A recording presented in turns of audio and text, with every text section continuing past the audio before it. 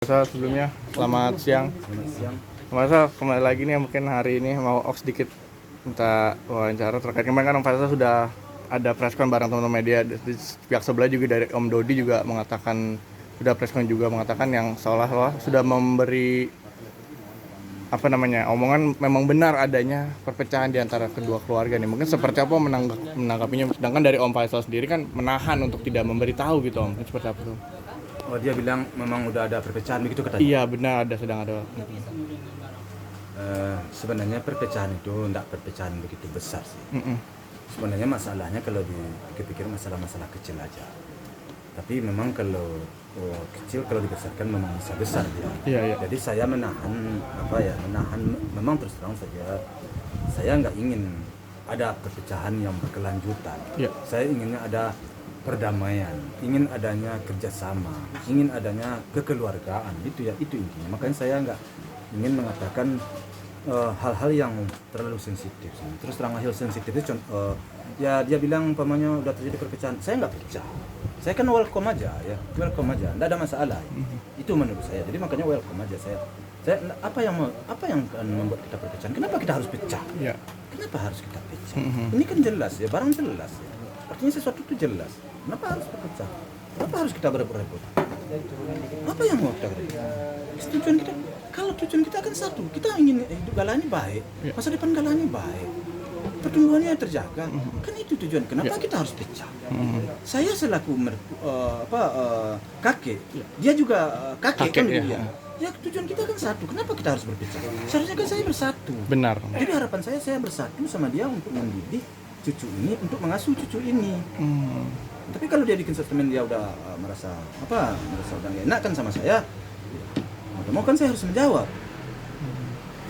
Jawaban saya, ya kalau bagi saya sih merasa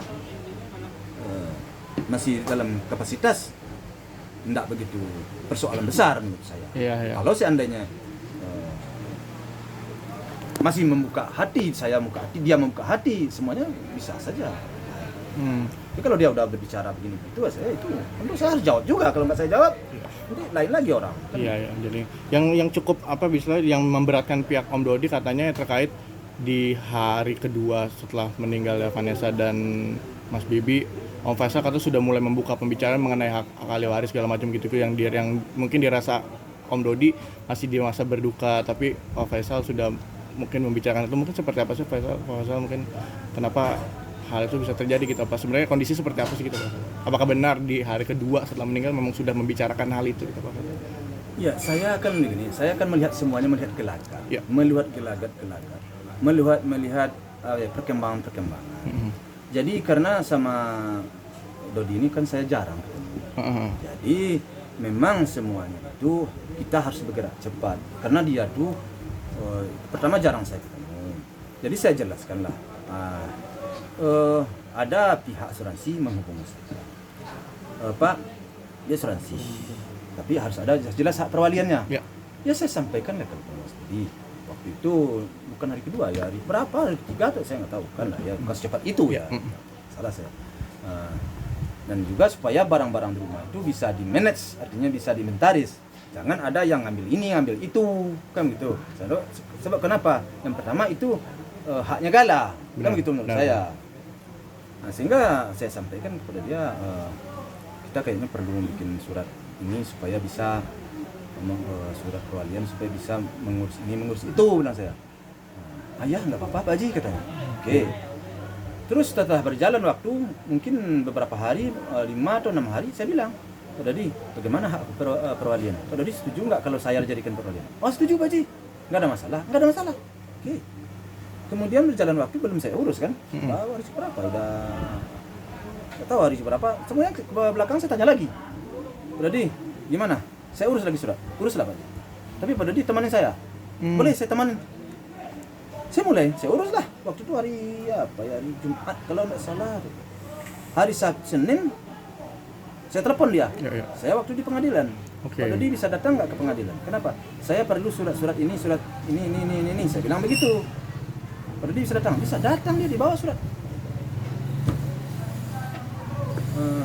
Ya udah, masukin, udah setuju dia untuk perwalian ke saya, tidak ada masalah. Kan fine aja, baik aja, hubungan baik, tidak ada yang di masalah. Nah, saya bilang, semuanya saya mulai bilang, Pak Dodi, ini barang di rumah banyak, ada juga barang endosan nih Pak Dodi. Ya, Jadi kita barang biarin aja dulu kayak begini ya. Nanti setelah tenang situasi, mana yang datang surat umpamanya endosan, orang itu kan tidak akan datang. Ya. Kebetulan ada surat satu, ada datang surat. Saya suruh buka sama dia yang buka. Dia buka surat itu, ternyata isinya memang barang endosan itu berlian. Kalung sama rantai itu berlian. Ya. Itu harus dipulangkan. Itu ada suratnya. Dia sendiri yang buka surat. Foto gambar berliannya ada. Semuanya komplit. Tangan berlian komplit. Barangnya nggak ketemu. Kemudian saya cari. Ketemu barang. Saya ketemunya, anak saya ketemu. Ketemu? Saya kasih kalah ke orangnya yang punya. Jadi karena hal serupa itulah makanya saya takutnya yang lain nanti ada endosan. Bahkan masih ada endosan satu lagi, perjanjian duit udah masuk dari orang itu sekitar berapa ya, adalah nggak tahu senilai berapa ya, karena dia minta lagi orang itu duit itu saya kembalikan. Jadi saya nggak mau almarhum punya utang, saya tidak mau. Dan kemudian saya juga sama Mas Dodi, saya nggak ingin cekcok. Jadi seluruhnya itu saya laporkan.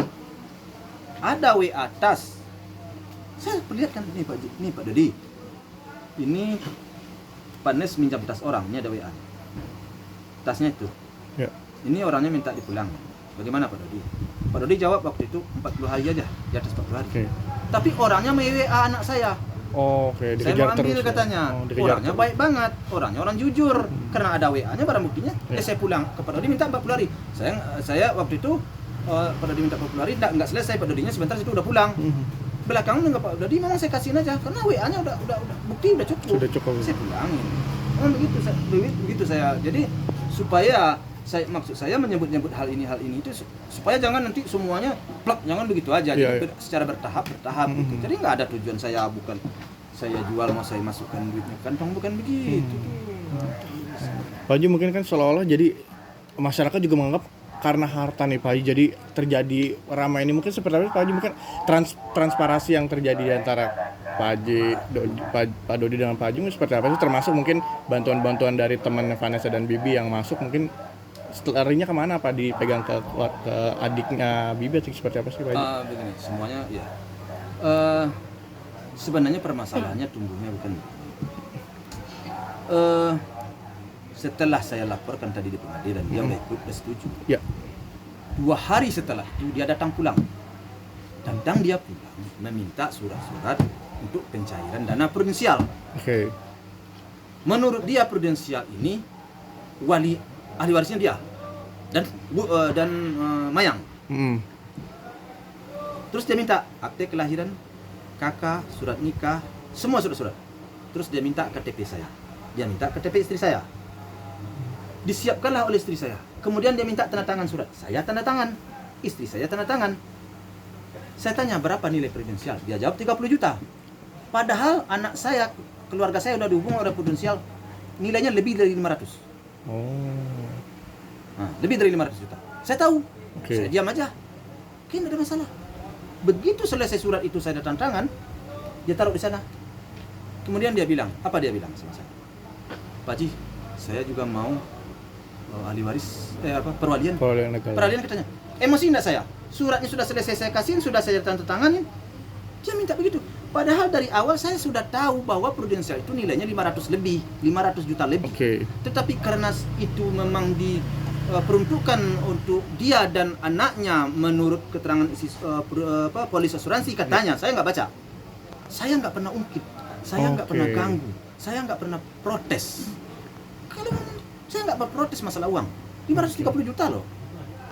Kalau saya nggak salah tuh dengar dari anak-anak saya nggak protes, biarlah, tidak ada masalah bagi saya. Tapi yang jelas hak perwalian karena dia 27, saya nggak ingin bermasalah. Ya udah, anak aja saya nggak ada masalah. Duit 530 kan udah dapat. Saya enggak tahu, saya bermasalah. Kalau ditanya sama dia, saya ribut-ributkan sama dia. Dari awal saya udah tahu tuh. Dari awal dia anak saya dia udah keluarga saya udah dihubungin. Ada orang yang menghubungi. Saya diam aja. Jadi berlanjut itu setelah saya tanda tangan surat, dia bilang saya juga mau hak permaduan. Nah, ya emosi lah saya dong. Surat sudah dilengkapin, udah saya tanda tangan, dia bilang dia mau hak perwalian. Ya, siapa yang nggak emosi? Oke. Merasa dikecoh nggak kira-kira? Iya benar-benar. Kan merasa dikecoh saya kan. Saya bilang, kok begitu Pak Dodi? Kemarin Pak Dodi ACC perwalian ke saya. Sekarang kok Pak Dodi mau juga perwalian? Terus apa namanya ini ngomong Pak Dodi? Kemarin iya, sekarang enggak. Bolak-balik dong Pak Dodi. Saya udah capek nih Pak Dodi. Ya, saya bilang begitu. Capek saya. Pikiran saya lagi stres. Anak sayang saya ini, bilang saya. Anak yang sayang beraga. Dan sudah saya didik anak saya dengan anak Pak Dodi. Saya bilang begitu. Udah mulai jadi orang. Sikap dan tingkahnya udah mulai berubah. Sekarang Pak Dodi begini lagi ke saya. Capek dong saya Pak Dodi. Tolonglah mengerti perasaan saya. Ini saya udah jor-joran buat membantu anak saya dengan anak Pak Dodi ini agar menjadi orang. Alhamdulillah sekarang sama Pak Dodi udah baik. Kan udah baik hubungannya Pak Dodi. Jangan Pak Dodi bukan ujuk-ujuk datang dari langit aja itu. Semuanya saya. Dekat dengan orang tua begini begitu. Tapi sekarang Pak Dodi bohongin lagi saya. Kemarin kata Pak Dodi iya, sekarang enggak. Kalau enggak dari awal lah ngomong. Jadi saya enggak capek ke pengadilan segala macam. Sekarang saya merasa dibohongin. Surat sudah saya tanda tangan. Saya ngomong begitu. Ya kita sama-sama pelindon lah katanya. Sama-sama kita pikir lah. Apa juga yang manggil mau dipikir? Iya. Dia udah menang. Dia suruh berpikir. Surat sudah saya tanda tangan kan? Sudah dapat ya gitu. Sudah dapat. Saya merasa dicurangin. Situlah dari permasalahan. Jadi sekarang dia kan berbohong dia. Di situ menurut saya dari awalnya saya sudah itu enggak. Jadi kan gimana ya kalau dengan hal-hal serupa itu saya mau ngomong apa saya? Berarti di sini yang dikatakan Pak Dodi juga kemarin sempat mengatakan ketika sedang mengurus ini mohon maaf Pak Haji Faisal sampai memaki-maki mungkin karena ini alasannya Pak Haji. Saya nggak memaki-maki dia, saya hanya ngomong begitu sama dia. Gimana sih Pak Dodi? Kemarin kata Pak Dodi oke. Saya memang marah, saya merah muka saya. Kalau sama, kenapa? Surat selesai saya tanda tangan nih. Saya nggak mau ribut banget waktu itu. Sebenarnya kalau saya ambil saya sobek bisa. Tapi saya nggak mau nyobek. Karena kepala dingin ya Pak. Bukan kepala saya panas, tapi saya nggak mau terlalu jauh. Kalau saya sobek dia bergerak, apa yang terjadi? Mentah-mentah kan uangnya 530. Saya nggak ada masalah, ambillah duit itu. Kalau memang menyediakan ente kan begitu istilahnya. Tapi saya selesai ditandatangani, dia bilang perwalian lagi. Ya saya bilang, berarti Pak Dodi mau semuanya dong? Iya, secara tidak langsung. Saya tidak langsung. Saya kalau seandainya dia memang mau sanggup, kalau berita-berita saya dengar di selama ini kan banyak yang tidak puas kepala saya menerimanya. Bagaimana saya menyerahkan cucu saya ke dia? Kan saya sebelum itu sebenarnya pernah bertanya, Pak Dodi anak berapa orang? Saya tanya, Puput berapa orang anak? Saya tanya, sekian. Wah, itu maksud saya menanya waktu itu. Kalau seandainya anak ini dibawa oleh dia, keramaian dong anak. Anak masih kecil-kecil. Kan itu pikiran saya. Benar. Jadi menurut saya harus saya perjuangkan anak ini agar anak ini pertumbuhannya jangan terganggu, perkembangannya jangan terganggu kan begitu. Jadi apa ya? Jadi ya seperti itulah. Berarti apa belum bisa kita membicarakan terkait transparansi yang disenggol sama Pak Dodi? Sebenarnya kalau misalnya kita tangkap sebenarnya dari pihak sana sebenarnya yang tidak transparansi gitu Pak. Saya nggak mau sebenarnya hal itu. Saya pikir dia akan berubah pikiran, tapi dia udah ngomong di wartawan. Uang 530 juta loh. Sekarang asuransi yang ada nih, asuransi yang ada kalau dinilai 113 juta, 20 juta. 500 juta 18 tahun umurnya baru dia dapat keluar. Cuman itu yang tinggal buat segala. Dan duit di bank ini enggak tahu saya berapa. Itu harus ada surat perwalian dulu. Mana itu? Apalagi? Sumbang orang kalau ada umpamanya 150 juta sekarang. Dari ongkos dari sana berapa? 23 juta. Kuburan berapa? 28 juta. Tenda berapa? Kan banyak yang saya bayar. Katakanlah habis separuh, tinggal umpamanya separuh. Apa uang itu harus dipermasalahkan dengan saya membantu anak, membesarkan anak, mendidik anak selama ini dengan jor-joran saya, duit saya. Pak. Kalau dia kaji rumah itu sekarang, itu duit saya tuh yang membayar kontrak itu separuh tuh. Tapi saya nggak mau nyebut selama ini. Saya diam. Yang ditinggali Vanessa dan Bibi? Iya. Tapi nggak mau saya. Waktu itu si Pebi bilang, Pak, udah dapat rumah Pak, tapi terlalu mahal. Berapa? Dia minta orang itu 70 setahun. Dia harus 2 tahun, 140. Duit Bibi kan nggak banyak Pak. Adanya cuma segitu. Kalau saya bayar dengan apa Pak? Tenang kau. Nanti saya bantu. Saya bantu. Belum sebulan di situ. Dapat kejadian masalah, tahu nggak kamu masalah di Jakarta Barat? Iya. 300 juta saya beri duit sama dia tuh. Duit cash saya kasihin sama dia. Belum ada kelihatan ganti dari mana-mana waktu itu. Saya kasih duit 300 juta sama dia nih. Agar kasus kamu selesai, bayar pengacara. Manajer yang jemput ke rumah tuh, pas depan saya, satu kantong duit itu di depan di dekat duduk saya. Ya. Saya bawa dari rumah saya satu kantong duit 300 juta. Yang jemput ya dikasihkan waktu itu 250 juta, 250 juta ditinggal kalau saya nggak lupa. Ya. Yang jemput manajer waktu itu untuk agar kasus ini bisa diselesaikan. Iya, iya. Kan jelas kan? Si Badodi kemana dia? Tapi Tuhan memang berpihak ke anak saya, nggak lama setelah itu dia dapat ganti. Oke. Dapat dari banning oleh dia. Memang manajer juga yang membantu kalau nggak salah saya untuk mengusahakan dia dapat endorse, ambasador apa namanya, saya nggak ngerti. Jadi ganti duit saya. Tapi kan nggak sampai di situ aja. Kemudian pindah lagi, kan belum selesai. Tambah lagi, pindah lagi pengacara, bayar lagi. Iya, benar. Kan bayar orang tua ongkosnya kan. Kemudian pindah lagi kan, berapa kali kan. Yang nalangnya siapa dulu? Apa dia langsung aja? Pak Haji. Ya. Mobil nggak ada mobil. Pernah nggak kalian lihat di pengadilan mobil HRT? Iya. Itu mobil Warna siapa? putih. Itu mobil siapa? Wajib. Mobil saya itu. Dia nggak punya mobil, pakai bagi kamu dulu. Oke. Itu kan mobil saya itu. Jadi saya bantu anaknya jor-joran. Makanya saya bilang, kalau seandainya Pak Dodi ini tak pernah bertanya kepada anaknya, bagaimana sikap mertuanya kepada dia? Oh. Malu dia menanyakan harta ini, malu dia minta waris. Tapi dia nggak pernah, mungkin nggak pernah bertanya kali ya kepada anaknya, bagaimana sikap mertua kamu? Bagaimana mertua kamu terhadap kamu? Kalau seandainya dia pernah bertanya, dia nggak bakal sampai hati menurut saya. Tapi sayang mungkin selama ini dia nggak pernah bertanya-tanya kepada anaknya bagaimana sikap mertuanya itu terhadap anaknya itu. Soalnya gelap mata gitu, Pak. Gelap mata, saya nggak ngerti ya. Kenapa? Kok jauh berubah anak saya? Kan kalau kita berubah sikap anak kita, pasti kita pertanyakan dong.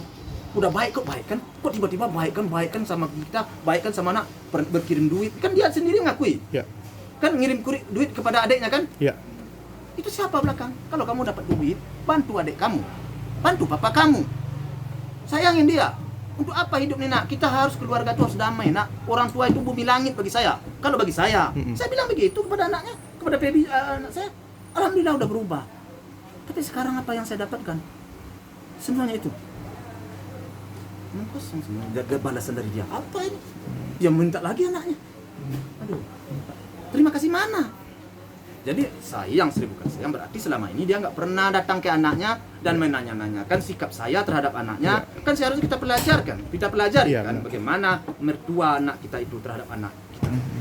Kasar ke, lembut ke, loyal ke, dibantu ke, kan begitu. Selaku orang tua yang baik. Bukan kita datang ke situ, kredit motor saya nggak lunas. Bukan begitu. Waktu membeliin saya HP, bukan begitu. Tanya, bagaimana kehidupan kau? Siapa yang bantu kau? Mana kau dapat duit? Halal nggak duit kau dapat? Haram nggak duit kau dapat? Kan harus begitu. Harus jelas hitam putihnya dong hidup ini. Jangan asal-asal aja. Anak itu sampai mati tanggung jawab orang tua yang tahu. Walaupun dia bisa cari duit. Secara moral, akhlak dan budi pekertinya adalah tanggung jawab orang tua. Itu perlu tuh. Sampai. Bagi saya tetap itu. Anak tetap anak sampai kapanpun. Tetap anak saya. Anak saya didik sepanjang masa. Oke, Pak Faisal terakhir nih. Sekarang juga jadi sorotan yang cukup tajam. Dua perbedaan dari perilaku keluarga Pak Haji sama Pak Dodi. Terlihat dari keluarga Pak Dodi terlihat senang-senang saja gitu dengan Mayang bikin lagu. Bu Puput juga terlihat di story-nya kata-kata berbanding terbaik dengan keluarga Pak Haji yang Fuji sampai secapek itu. Pak Haji juga sampai memikirkan ini sejauh ini. Mungkin seperti apa sih Pak Haji melihat perbedaan ini? Iya iyalah, iya pasti. Dia 10 tahun aja anak nggak pulang-pulang nggak apa-apa. Saya jangankan 10 tahun, 3 hari aja anak saya nonton telepon, cukup marah saya. Kenapa kamu diam aja nanya-nanya papa? Saya marah. Saya nanya sama anak saya, kamu di mana? 3 hari saja nanya saya. 10 tahun loh. Saya dengar benar apa enggaknya ini saya dengar di sini di YouTube saya baca. Ya dia nggak merasa kehilangan anak saya yang selalu dilihat, ditengok, yang peduli segala macam. Bagaimana nggak kehilangan istri saya, anaknya Pak Dodi yang namanya Panes. Itu kalau istri saya sana tidurnya di kepalanya di sini. Oh, di kepalanya istri Pak. Ada nggak menantu sama gitu sama mertua? Tidurnya di sini, dikusuk-kusuk kepalanya oleh. Sekarang hilang, dia merasa kehilangannya. Tapi kalau udah 10 tahun nggak bertemu, apalagi udah hilang itu mah. Sudah tidak ada rasa sayang. Jadi seharusnya dia meresapi, merenung, berpikir seharusnya. Kita dia perlu berpikir, merenung.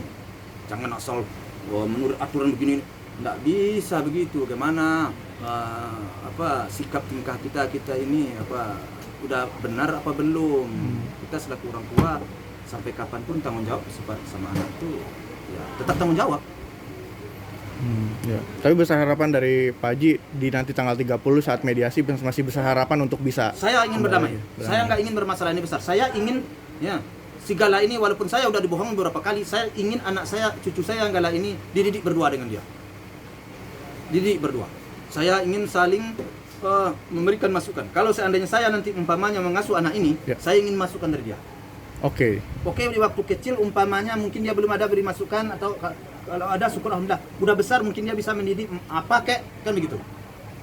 Artinya dari kecil kalau ada ini makan yang bagus Pak Haji, ya. Kalau ada apa salahnya? Ya. Jadi saya maunya damai kekeluargaan. Jangan ada gontok-gontokan. Kalau sudah ada gontok-gontokan, dia nggak bakal datang melihat si Galang. Saya juga kalau dia wali, saya juga nggak akan datang. Kan begitu akhirnya. Apa yang terjadi? Rugi cucu. Rugi kan?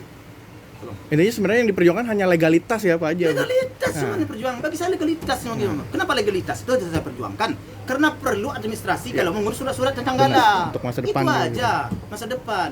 Itu aja legalitas. Sekarang kerugian Gala bukan sedikit loh. Kalau saya sebut yang hal-hal lain, nggak salah. Ada orang yang mau nyumbang, tapi karena legalitas Gala belum jelas, tahan orang. Maka nggak perlu saya sebut sebenarnya. Oke. Legalitas yang penting. Oke? Siap Pak Haji, makasih banyak Pak Haji.